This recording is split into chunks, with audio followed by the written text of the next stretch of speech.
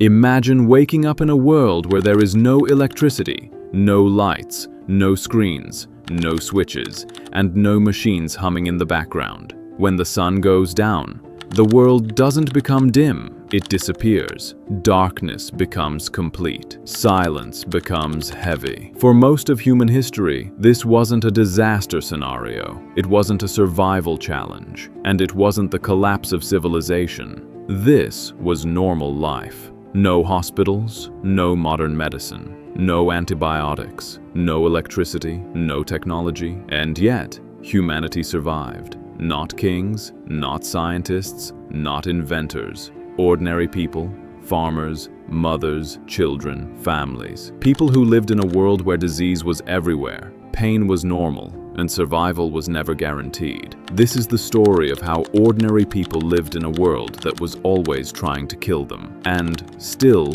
survived. When the sun went down, life didn't continue the way it does today. There were no street lights, no bulbs, no glowing windows, no illuminated cities. Darkness ruled everything. Homes were lit by fire, candles made from animal fat, oil lamps fueled by plants and fish oil, torches burning resin and wood. Fire wasn't just comfort, it was survival. But fire was also danger. One spark could destroy a home. One mistake could burn a street. One careless flame could erase a family's future. So people learned to live by daylight. Work began with sunrise. Movement slowed at sunset. Life followed the sky, not clocks. The human body adapted to nature, not machines. Sleep followed darkness. Awakening followed light. Time wasn't digital, it was celestial. Water wasn't just a resource,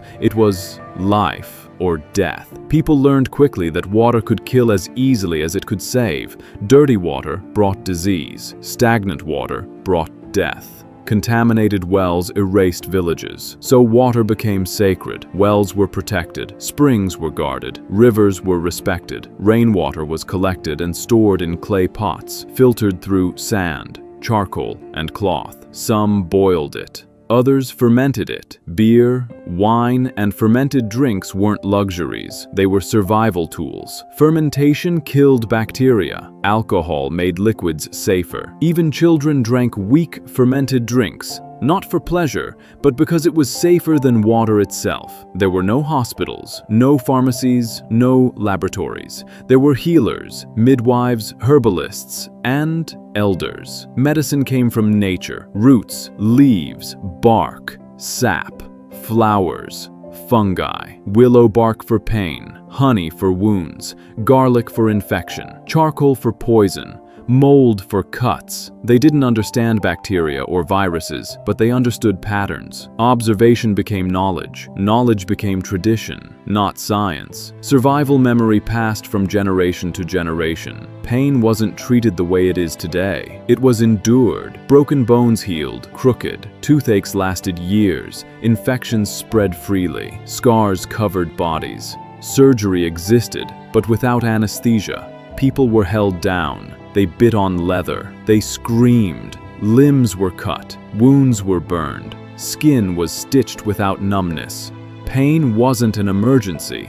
It was life. Disease was everywhere. Fevers, coughs, parasites, infections, plagues. Children died young. Adults aged fast. Bodies wore down early. Life expectancy wasn't low because people were weak. It was low because the world was brutal. Survival wasn't guaranteed. It was earned every day.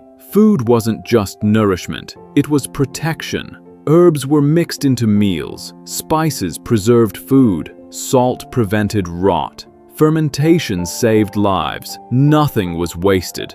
Bones became broth.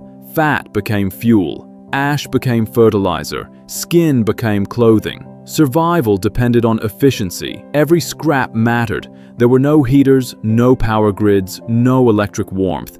There was design: thick walls, small windows, central fires, shared warmth. Families slept together.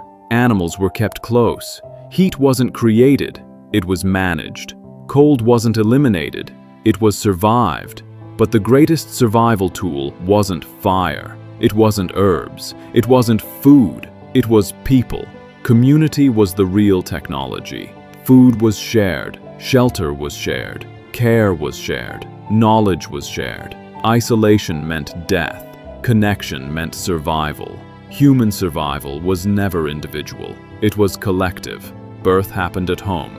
No machines, no monitors, no hospitals. Midwives delivered life. Experience replaced technology. Some survived, some didn't.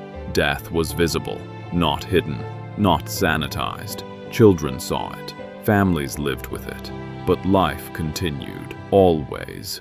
For over 99% of human history, life looked nothing like today. No comfort, no technology, no safety nets. And yet, humanity survived. Not because life was easy, but because humans adapt. They learn, they endure, they change, they build, they teach, they remember. Every modern comfort you enjoy exists because millions survived without them. Not because they were stronger, but because they were human. And maybe the greatest illusion of modern life is believing survival comes from technology, when it has always come from adaptation, from connection, from people.